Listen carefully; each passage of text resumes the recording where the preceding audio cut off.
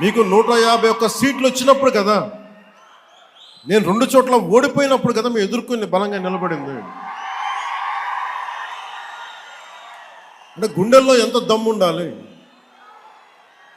రక్తంలో ఎంత వేడి ఉండాలి మీలాంటి వాళ్ళు తట్టుకోవాలంటే. నాకు తెలిసిన సినిమాల నుంచి వచ్చినవాడిని, సినిమాలో డైలాగులు చెప్పను నేను. కుత్తుకలు కోసేస్తాం, మిడకాయలు కోసేస్తాం అంటే కోయడానికి మేమేమన్నా చొక్కా ఇప్పి చూపిస్తామా? నువ్వు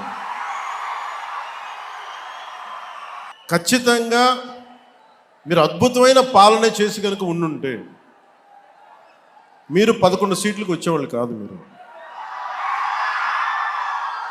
అంటే ఇది రెలవెంట్ కాబట్టి చెప్తున్నా.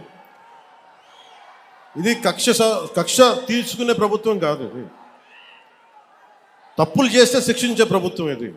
అంటే ఇది ఎందుకు చెప్తున్నానంటే మీకు, అంటే మీరు అరుపులు అరుచుకుంటూ వెళ్ళిపోతున్నారు, వాళ్ళేమో బెదిరిస్తామన్నారు, కోస్తామంటున్నారు. మళ్ళీ మీ ఎర్ర జెండా శక్తి తెలియదు వాళ్ళకి.